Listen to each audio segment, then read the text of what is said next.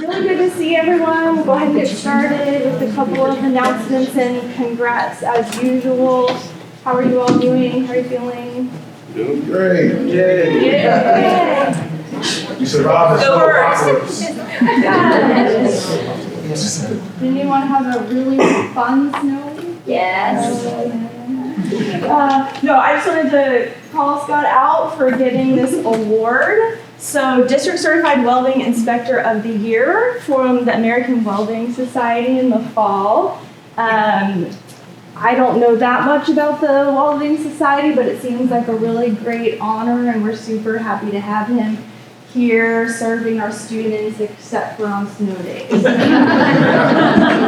you. Congrats. Also, I don't know how many of you all know this, but we did open up to chairs and directors the opportunity to nominate someone to be sponsored by Academic Affairs to go to the Florida Master Teacher Seminar. So at that point, they can apply for SPD funds, and then the remaining funds we pay to allow them to go. And so Annie Varela was nominated and got to take that opportunity. I want to give her a quick.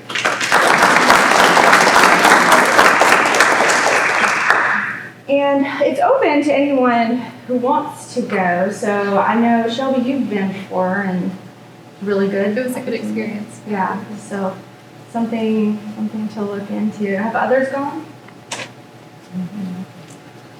Yeah. Yeah, awesome. And let's see what else. We wanted to say congrats and thanks to Susan Smith because got continued accreditation for the physical therapist.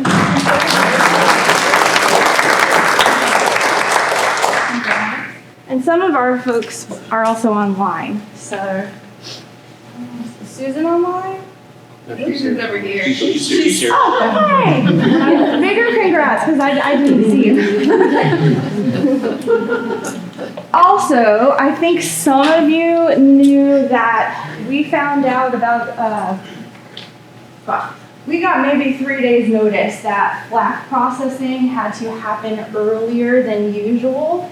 And it all has to do with DMS, the Department of Managed Services, and the transition to the state insurance. I can't explain to you exactly what happened, but we just had to get it done earlier. And I had to send an urgent message that I felt really bad about to ask, especially office specialists and Kristen Last and Hannah Mizell to do some quick and time-intensive work to get FLAC done. So I'm thankful and grateful to deans and chairs who wrote to me and said, because I was also actually out of town, so they said, like, we'll make sure that it gets done. And then obviously the folks who helped with this process. So if you see Deanna, Kara, Marie, Hannah, Leanna, please express your thanks because they are why people got paid. And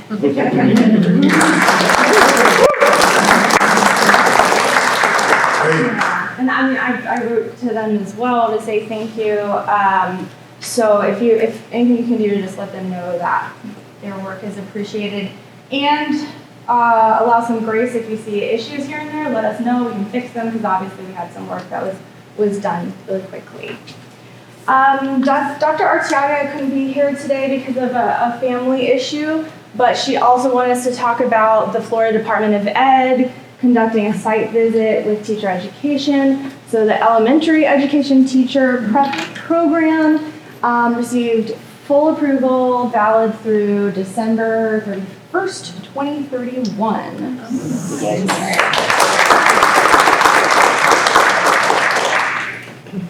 And she was also going to do CHS updates for us. So since she's not here, we may be able to leave a little bit early or just have some conversation. I'm okay with leaving early because I'm not feeling 100%, but we'll see how the rest of the time goes. But I just want to let you all know that she'll probably do the CHS updates next time. Thank you and congrats. Julie, are you here? I am. I'm back. So I just wanted to announce we've kicked off our dinner series for our culinary management and hospitality management program last Thursday night. It was a wonderful event. It was a French theme event. That's our student learning lab that our students get to run the front of the house and back of the house for. So Chef Tim Gabauer, Chef Tim's here.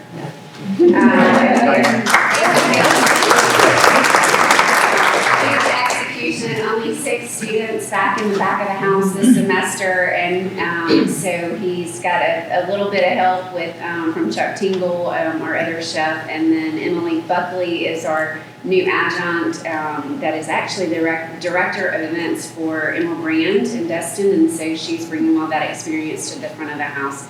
So thank them for pulling that dinner off, and it was a great success.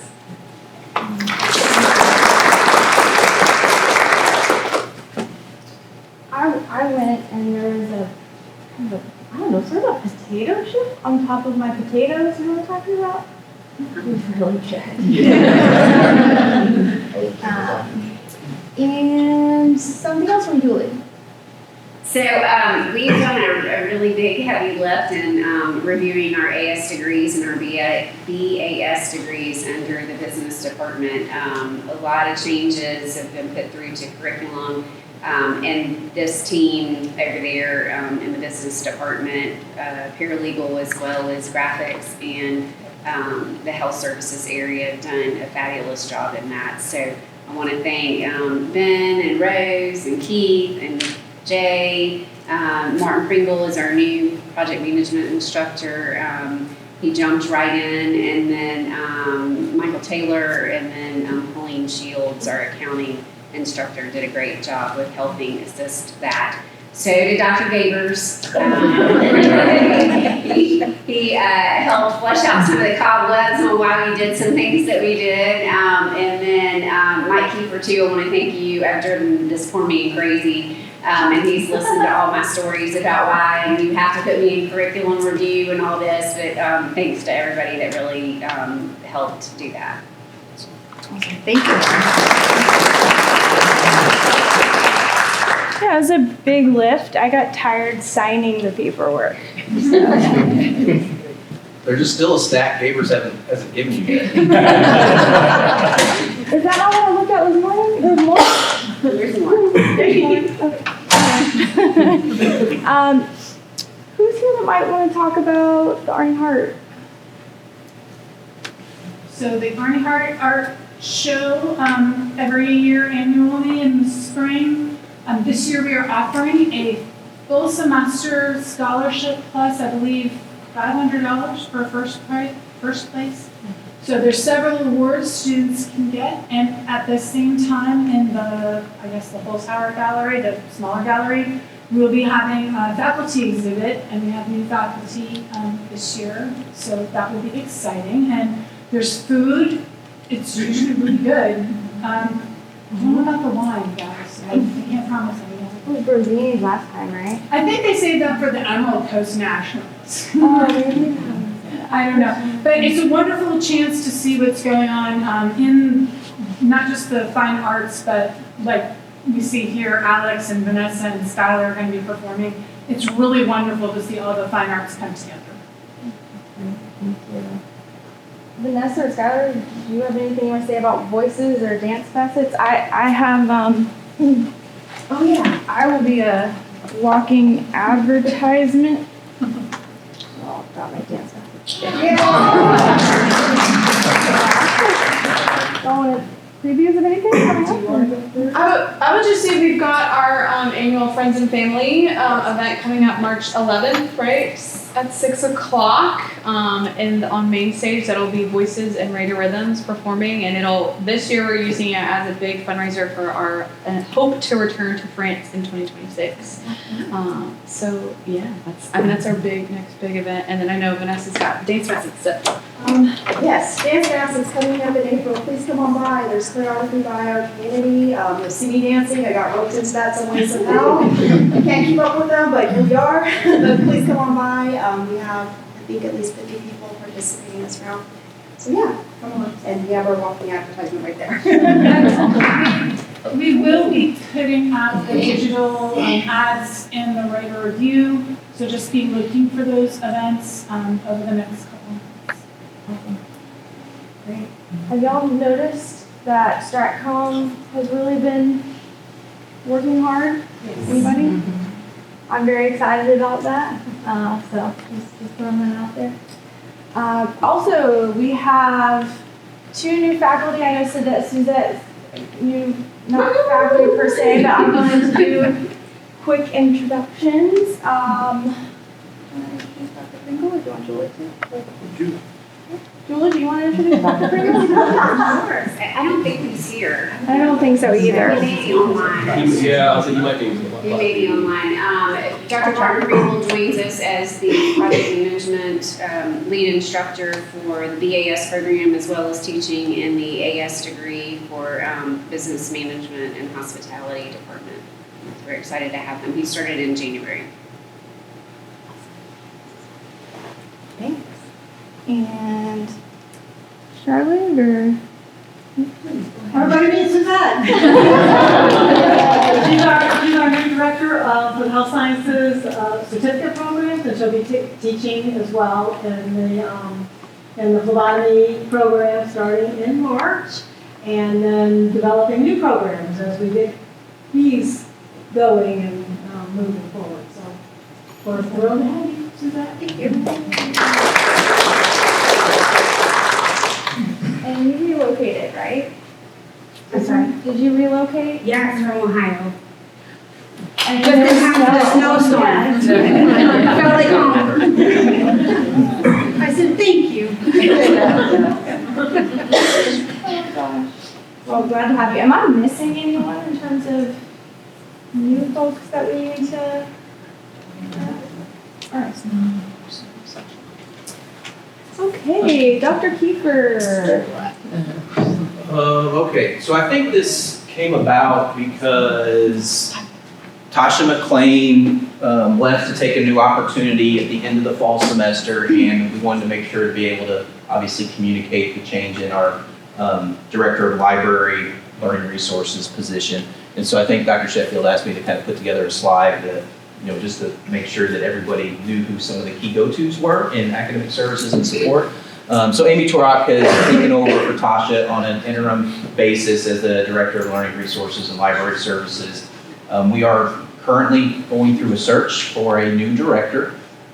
We have tentatively set up on-campus interviews for our finalists, February 17th and 19th. It just happened today. There will be a session for like an open forum for faculty to engage with these candidates. And so be on the lookout for that tentative agenda, maybe tomorrow, or certainly by beginning of next week. We'll kind of get our location finalized, time finalized, and we'll send an invite to you all to participate in that open faculty forum with those finalists. So want to include you all in that search process, certainly. And then, some of our other obviously key go-tos in the academic services and support area for a variety of things. And so, you all know many of these people, but if you're new and you need to be able to connect with a person for a particular topic, wanted to make sure that these names were readily available to you. And I think we normally share the slides so that folks have access to that, right? So, but if you want me to talk through any of those, be happy to, but it's pretty self-explanatory as to what they take care of and what they do, and these are all kind of my core group of teammates, if you will, so certainly feel free to reach out to them directly for any needs and be able to help any way that we can. So anything else? And you have a new instructional designer? Not yet. Not yet. We are in a search for that as well presently. So yes. So right now we just have Kelly shouldering the entire burden of the entire institution as our sole instructional designer. Obviously, thank you. Yeah, so there's a search going on there, and I don't recall how far along we are with it, but it's in process. But we certainly have enough expertise on the team. Shelby, Kelly, obviously, So if anybody needs instructional design support, although we are down a person, we should be able to help you out. So, okay. Thank you, Mike. Anybody have any questions? Awesome. Okay. This is me coming to you wearing my other hat, overseeing institutional research. I just wanted to make folks aware, number one, that we have a website. So if you just go here and you go to About, you can go to institutional research. Lot of information here. Believe it or not, we actually get a decent amount of IRB requests. So if you need to have any questions about IRB, you can find that information here.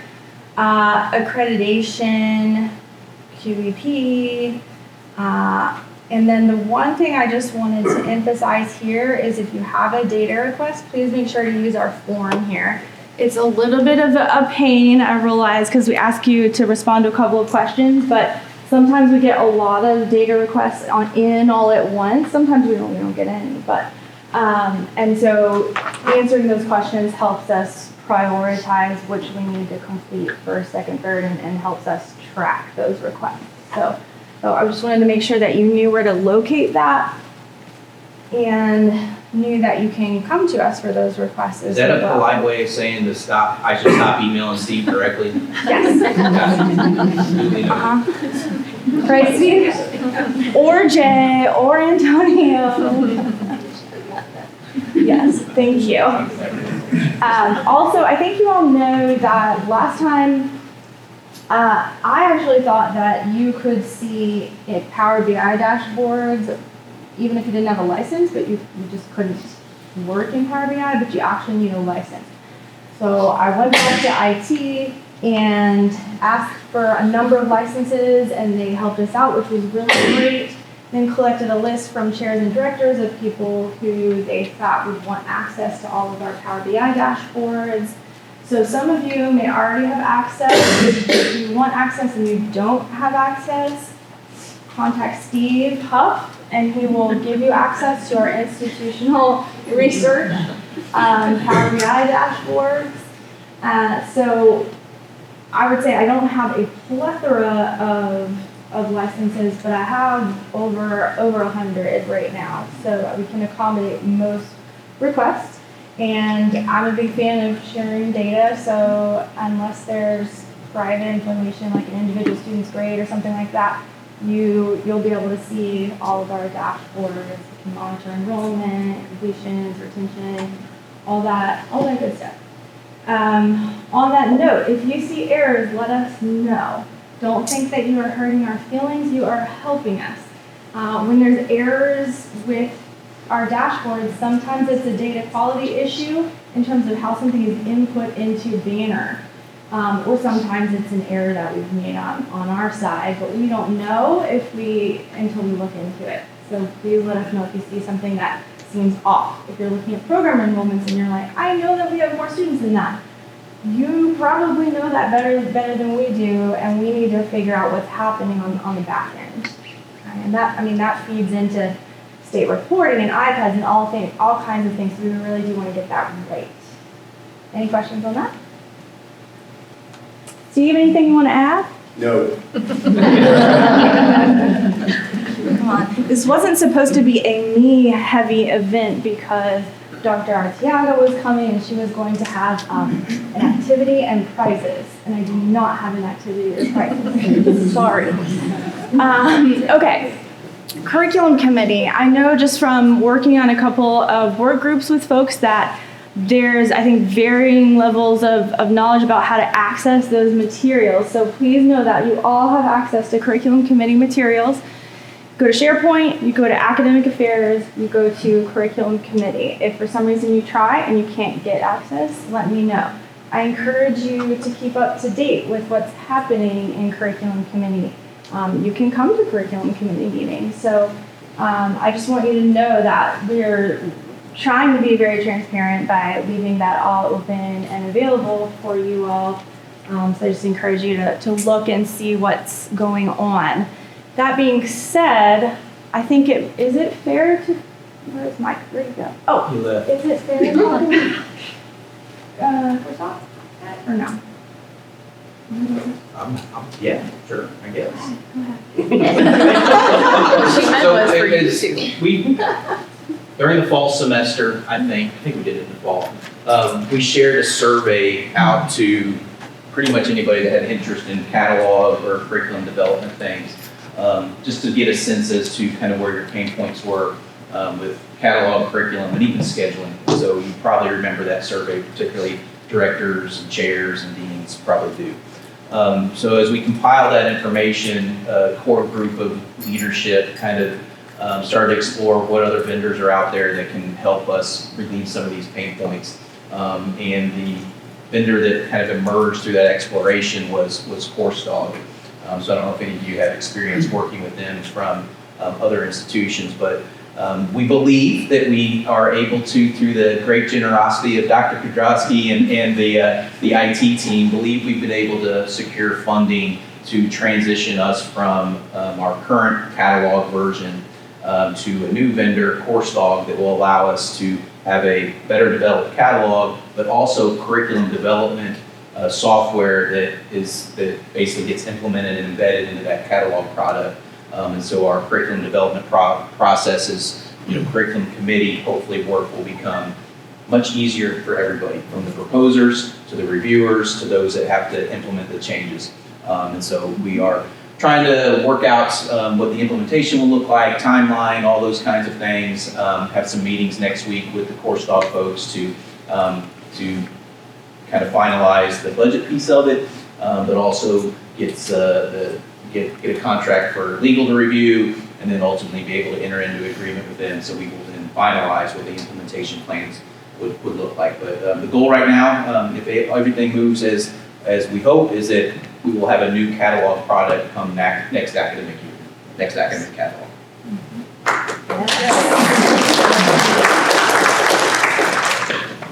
Thanks.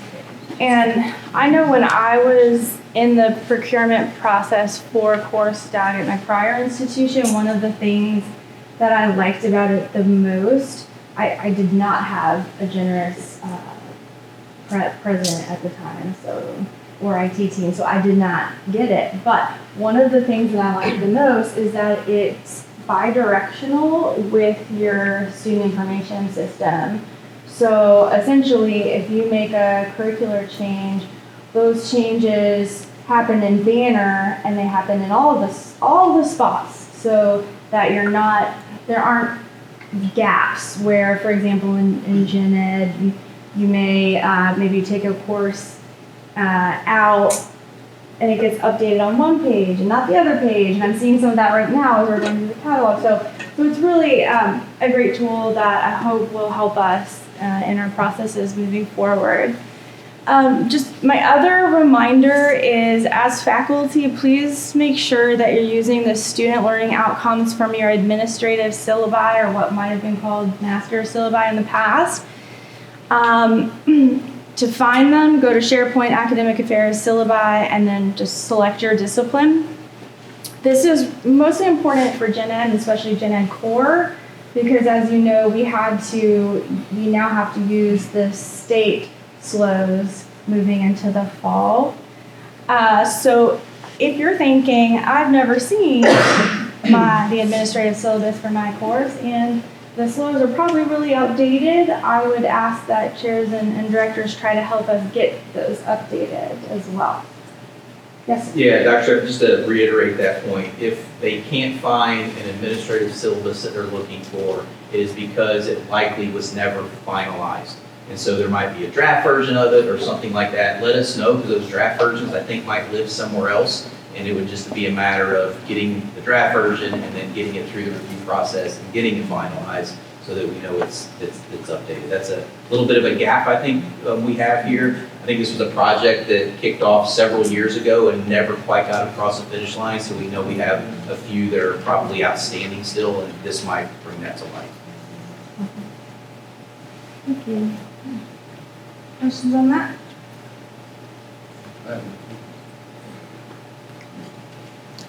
Okay. So y'all may have seen, because they met in the area, but the State Board of Education finally approved our 25-26 general education. So you've seen all of the edits along the way. I've tried to keep you updated along the way. No, it was not an easy shift. We may not have even agreed with all of the changes, but we got everything through, and so we are in compliance with the state. So I feel good about that. Hopefully they'll feel good about that. So I wanted to make sure you knew that we are done with that. And more exciting news, how many of you all have teach or have taught on our Fort Walton Beach campus? Anybody? So President Ponder and myself and President Saunders at UWF and Jeremy Poole, who is the provost there, got the chance to meet on our Fort Walton Beach campus a few weeks ago. And it was a really productive conversation. They seemed really interested in, I think, just connecting and collaborating more. And one of the things that they want to do, they really want their side of the campus to be focused on STEM education to the extent that students can actually complete, hopefully, a 4-year degree there, with us offering the first 2 years, them offering the second 2 years. That's one of their goals. I saw it in writing. They have a vision statement. And as part of that, I think they're willing to bring some resources to the campus. They talked about a battle lab. Can't even really say I know what that is. Is Kane here? No. So, anybody else, Dr. Davis, can you describe a battle lab? Battle bombs, right? Yeah, battle bombs. It's a what? Robots fight each other. You design and build your robot, and then Smith designs and builds a robot, and the 2 robots fight each other, and whichever one is left standing wins. Big Hero 6. I've seen that on the. Robots fight each Before, I other. think, for cyber. Okay. So ultimately, this is just me keeping lines of communication open, sharing that information with you. I think there's a lot of positive things that can happen with this, just kind of in the early phases. And we have a meeting in March where all of our deans, some of the navigators, some of the StratCom team are all going to get together with those folks on the UWF side. We're hosting them here on our campus to just talk about, how do we better make students aware of that campus? How do we market this opportunity? So I think it's a half-day brainstorming session. So I'm hopeful, and I'll keep you all updated. Any ideas, questions, thoughts, concerns on that front? All right.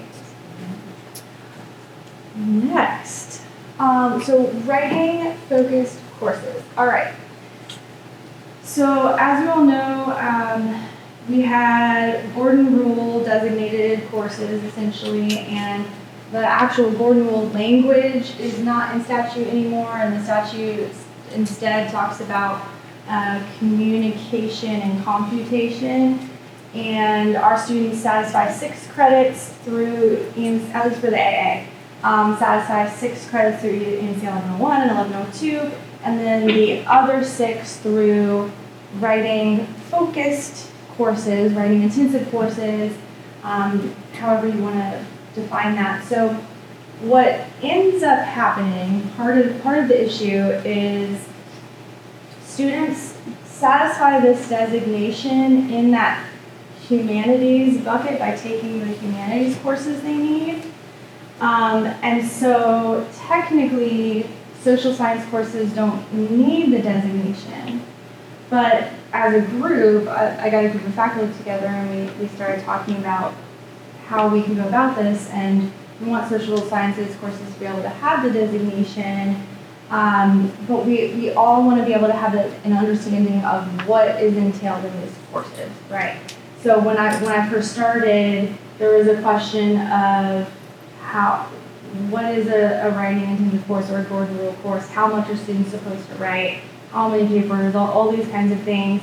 And there wasn't really a clear answer, and because the length requirement is not in statute anymore, that made it, I think, even more unclear. So in one of my work groups, I asked a group of faculty to work on this and propose something to the curriculum committee. I think they did an awesome job, and can I call on one of you in a second?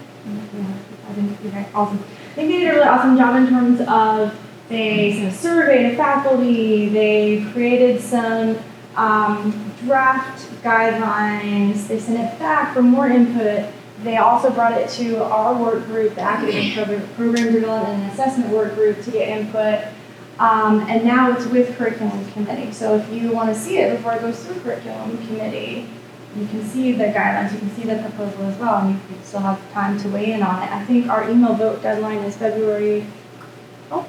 Yeah, that's right. Yeah. So either Jessica or Mike, do you want to talk really briefly, Michael? Sure. Yeah. The main idea was to allow as much flexibility as possible because the word count requirement went away. We still have a minimum floor word count or whatever, but it's a lot of flexibility for individual faculty or individual course coordinators or whatever to craft a course that you'll get this little asterisk or whatever in the catalog that says it meets this criteria. And I mean, the specifics are in the draft. It's like a one-page document. It's not very complicated. And it provides some guidelines for the kinds of things that count, and the kinds of things that might not. But again, faculty flexibility was the driving force. Yeah. You want to say anything else, Jessica? Thanks for everybody who gave us input. Yeah. Great. So, like I said, if you want to look at that in the curriculum free materials, feel free. But I just wanted to make sure that everyone knew how it's happening because it is a change.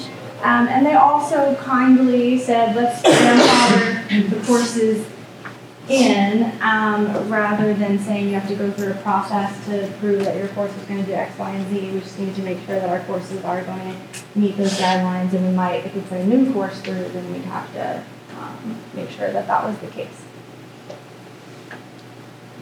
All right. Okay. Next. So I wanted to, I don't know if you've noticed that I've put pathways on our agenda every time we've met, but I've never gotten to it. So I'm going to try to talk about it. This is something that Dr. Mack had started and I think was trying to push it through really quickly, and I wanted to hold off and slow down a little bit and get faculty input, and have been doing that through my work group. Trace is part of that work group. Dr. Gabriel and I. You're working hard over here. But essentially, our goal is to try to think about AA guided pathways, right? A lot of colleges have been doing this for a number of years. It's my understanding that we've sort of had that, and then maybe it fell away. But the ultimate idea, right, is that it's mostly an advising initiative in the sense that if a student says, I'm getting my AA and I want to do studio art, then we know they need to do a portfolio, they need to take X, Y, and Z courses, and we're guiding them that way. We have a program map that helps them understand that path. Saves them from having to take a lot of additional credits, so they can hopefully complete in 4 years, that kind of thing. And so I'm hoping that we can move in that direction. The faculty work group that's been talking about this, I said one thing I'd like them to do is start socializing the idea with faculty, getting input. They also pulled some data, and the data shows where our students are going. Where do you think they're going for their 4 years?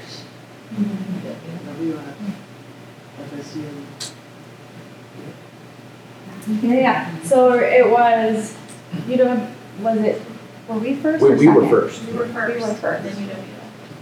So Northwest, UWF, Florida State. What is that, do you remember? University of Central Florida and then University of Florida. University of Florida. And then, so we looked at sort of the top schools, and then we were looking at the top majors, and start thinking about how we build out program maps that essentially prepare students for success, right? And so it's not much of a heavy lift on the academic affairs side, but I think it's more of a philosophical conversation for us in terms of what are these overarching buckets or pathways.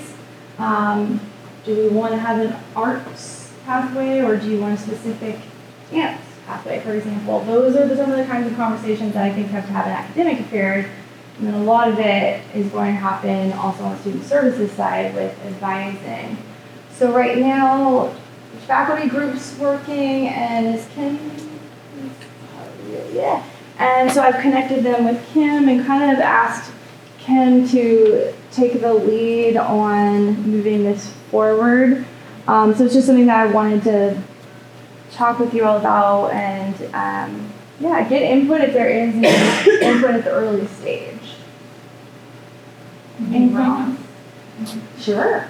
We have some legacy pathways. I know Clint gave me some that would be awesome, except we don't quite yet offer all of the programs, but we are almost there, at least with visual arts. So that might be one of the challenges that some programs face, is we're deactivating certain certificates and whatnot, especially in our department. Yeah, that's helpful. If you have, anybody has any of these pathways way back when, or if Dr. Mack asked you to create some, send them my way. Just email them to me and I'll compile them. That'd be great. Yeah. Anything else you want to say on it, Kim? No, just any ideas, feedback, questions, feel free to reach out. Yeah. Awesome. Others? Questions, comments, concerns? Okay. Faculty retreat. Retreat. You all voted. You said you wanted to do this. It will not be required, but we also want, you're going to want to. Good afternoon, everyone. In a previous faculty meeting, Dr. Sheffield shared that she wanted to do a faculty retreat, and so she sent out a call for people to volunteer to help plan that.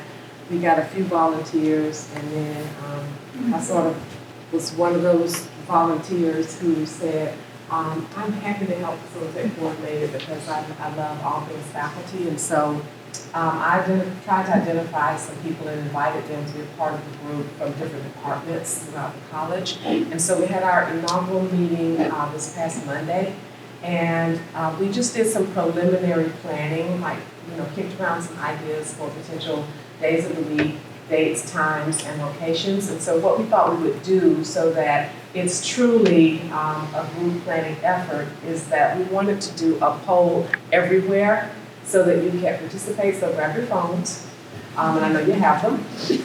We wanted to do Slido, but we encountered some issues with that when Kelly and I were putting it together, so we went back to Old Faithful, which is poll everywhere.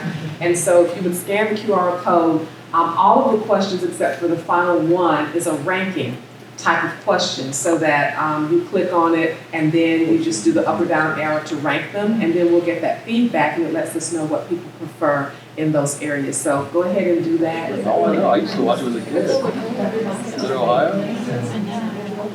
And I just have to plug that if you are looking for a way to engage your students as they first come into the class, or during class if it gets a little to a point where it's lagging a little bit, or at the end of class to recap some things you've covered, try poll everywhere. If you need any assistance with that, anyone in the CITL can help you. I can help you. I've used it. They've used it. It's an excellent way. And you can see the results in real time on the screen, and it gets their attention, and then you can go back and talk about the results.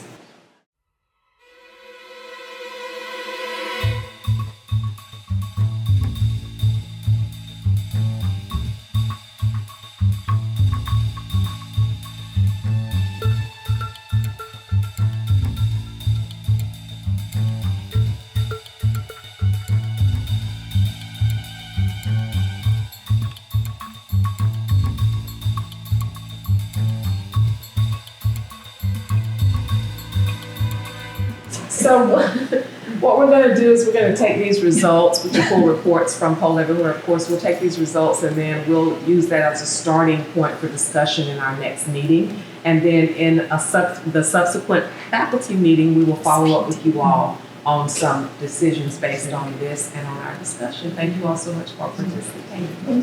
I like the wine tasting. That's out of a drink, but I think that's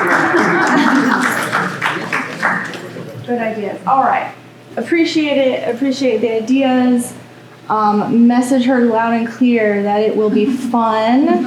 Yes. Okay. Not. All right. Last couple of minutes just on FLAC. So let's talk about process. So I just wanted to first emphasize, right, that last couple of months have been about getting feedback from you. There are still other steps in the process. So now we kind of have to go into, I like what we're calling it, stress test mode, where we have to actually try to run this and see if it works the way that we are hoping it will work. I am looking at the financial aspect and trying to see what kind of increase that might be to the budget. So there are still pieces of the puzzle, so please know that this is not my guarantee in terms of where we'll land, but we've worked hard to get to this point, and I think we're at a relatively good spot. I will send out these slides, and the slides include a link to the draft that you all have hopefully seen. We started last, I don't know, maybe July, when I sort of volunteered to help out and get faculty input because the prior plan wasn't really going the way that folks wanted it to go. And I invited anybody who wanted to be part of the committee to participate. Everyone who said they wanted to participate was invited to be in these meetings. We met at least monthly, if not a little bit more frequently than that. Everyone had tasks. We had a survey that we sent out to you all, and people on our team looked at the survey, summarized the input with the group. We had individuals who looked at models at other Florida college system institutions. So the group really did a lot of work. And then, you know, that at that point started sharing with chairs and directors, many of whom were on the committee as well, so it wasn't a surprise, hopefully. And then if there were discipline-specific adjustments or things that just didn't quite fit in this model, I asked folks to set up a meeting with me and propose what you think fits within the model or how it needs to be adjusted for your department. So we've had a few of those meetings. I think they've been pretty successful and straightforward. So you all saw a slightly earlier version of this. I'll talk it through really quickly. The overall changes, one is we're looking at contact hours instead of credit hours. And the main reason for that is because we're trying to look at the time that you're in the classroom with students. For the most part, they're equal. A lot of you are 3 and 3, and it's pretty easy, it's pretty straightforward. But we have some folks that have a 3 credit course because students are getting 3 credits, but the contact hours are closer to 5. And so they're in the classroom for a lot longer, which therefore means they may not be able to participate in professional development or service to the college, those kinds of things. So trying to just equalize that to the extent that we can. One of the other pieces of the puzzle that was the challenge last time was there was a range between 15 to 17 workload units. It is 15, so we got rid of that range. And then Dan Fox, who, just like I said, thanked the office specialists, thank Dan because he created literally a FLAC calculator. I think that's been sent out to you all as well, kind of based around a few guiding principles. And what you see here is essentially where we landed. pay attention to the fact that purple is our proposed, and I have to say proposed, right? Load class overload pay, okay? Yellow is current overload class pay, and blue is what we're proposing for overload class pay. So you saw an earlier version that dipped down a little bit around the maybe 40s. We adjusted that. One of the things I liked about it is it helped me justify the top end, which you can see is higher. But what we did instead is we cut down, instead of capping at 75, we capped at 70, and that allowed us to bring this line up a bit so that you weren't dipping below where you had been compensated previously, if that makes sense. So ultimately, where we land is not too terribly far from where you have been, and I don't think that most of you will see a huge difference. Certainly won't see a difference in the negative. We'll probably see a difference in the positive if we're able to get this through. I can go into more detail here, but it's pretty complicated because it's a, however, I don't know what, 30-page document. But I'm happy to try to answer a question or two, or you're welcome to send me additional feedback. I know I met with chairs and directors and collected some of that feedback. Yes. My question is, how do you determine which is in-load, overload, and which is overload, overload? Which class, you teach multiple classes, which ones are you being told you will teach, and which ones are your extras? How do you figure that out? Mike, do you want to? Well, I have an opinion, but I have an opinion about everything, right? I put your language in the document, so it's. So for the ease of operations and kind of the processing of these things, I think the recommendation that I had shared was trying to utilize classes that meet the minimum enrollment number, so they're made, quote unquote, but also those that start towards the beginning of the term. That makes the processing of these things much easier. It becomes more difficult when you count an in-load course and it's a late start course and it's low enrolled. It just creates potential for corrections to have to be made, and also the potential, should a faculty member leave midterm, then you're now have technically compensated them for in-load work that hasn't even occurred yet.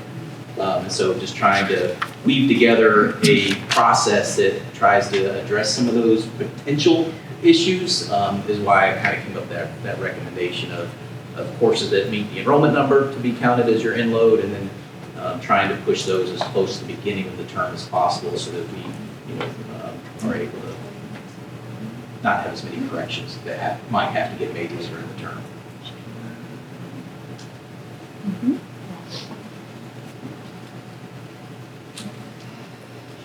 Other questions?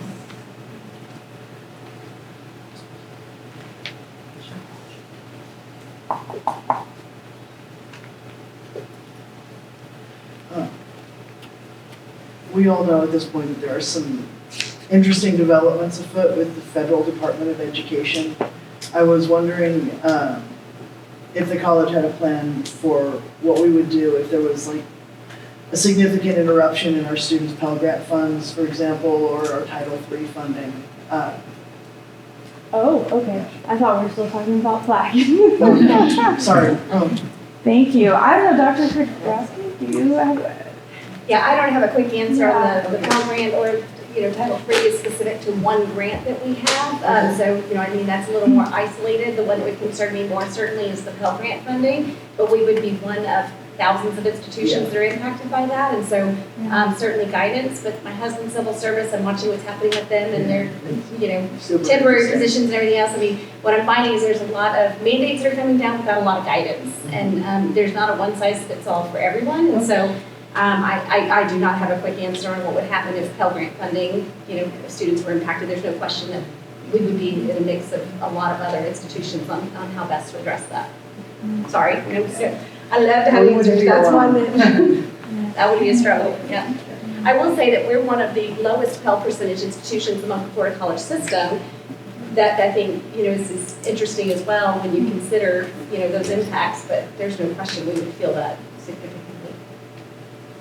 The only thing I can say about Title III is the way that our year works, we get all of our funding at the beginning of the year, and so we've already been funded for year 3, which will carry us through September, and then we'll wait to see what happens after that.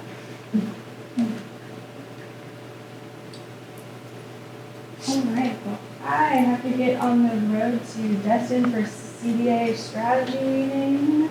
So, I feel like most of you all know that you can meet with me, you can send me an email, I do my best to get back to you, I do my best to integrate your input, all those kinds of things. So, feel free to reach out if you have questions, concerns, and I appreciate all that you do, so thank you so much.